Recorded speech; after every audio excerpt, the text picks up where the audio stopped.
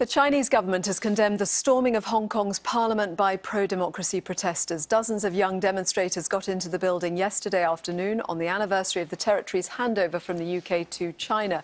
The protesters are angry about a proposed new law which could see people extradited to mainland China.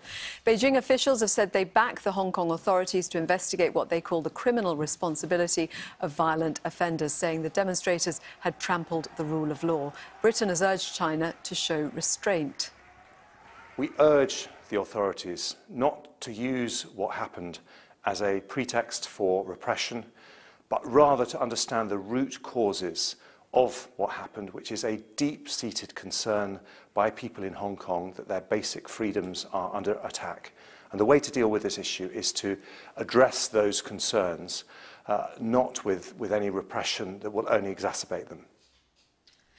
Well, we can talk now to one of the protesters in Hong Kong. We're calling her Angel. Also joining us, Martin Lee, the veteran pro-democracy campaigner and founding chair of the Democratic Party of Hong Kong, and the BBC's China media analyst, Kerry Allen. Thank you all very much for joining us. To you, first of all, Martin, what's your reaction to all the latest developments?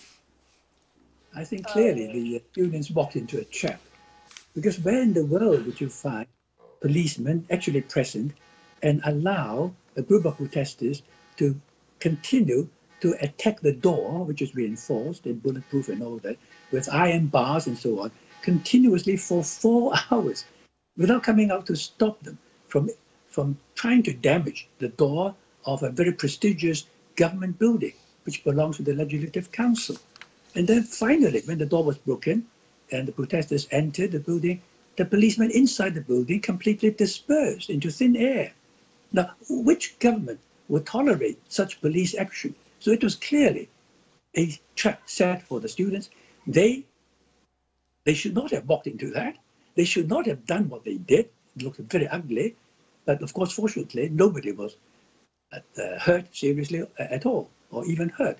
Now, but they try to set a trap for the students, and successfully. So now, public sympathy in Hong Kong certainly is beginning to drift away from the demonstrators for democracy.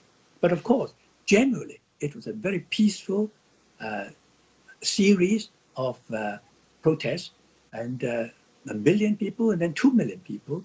And assuming that 1/7 of the population of London were to take to the streets, what would it have done to the government? But in Hong Kong, the chief executive says, no, no, no, no, to all the reasonable demands. Angel, you're one of the protesters. Tell us what's happening where you are. I was on the streets yesterday, and I arrived at Victoria Park at around 3 p.m.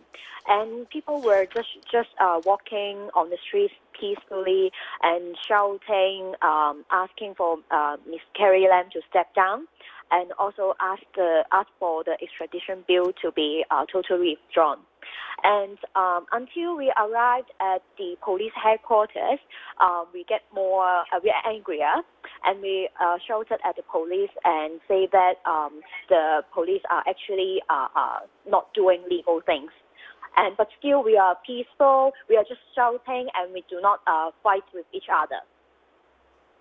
Yeah. Kerry, how is this all being covered by the Chinese media? Well, Beijing is traditionally very nervous about any protests within what it sees as Chinese land.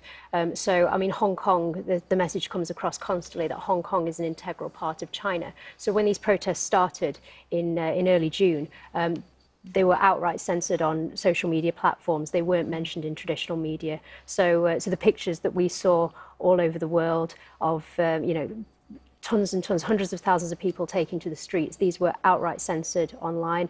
But what's happened since is that as the protests have increasingly turned violent, there have been protesters in the last 24 hours smashing the windows of the Legislative Council in Hong Kong. The government has been handpicking images and video related to that, and showing that that is what's happening, and saying that this is hooliganism in Hong Kong. And Martin, your suspicion is that that is being stoked by Chinese provocateurs? Absolutely. Because these people who use these iron bars and so on could easily have been arrested, but they were not. Angel, what is your view of whether it's people deliberately stoking the violence in order to convey an impression that some might want to be there? Yeah, I agree with Martin. Because I saw the police, they were actually inside the Legislative Council before, but when the protesters tried to get inside, and then the police know that they are going to attack the Legislative Council. So actually they should stay there and try to protect the council, but instead they move away.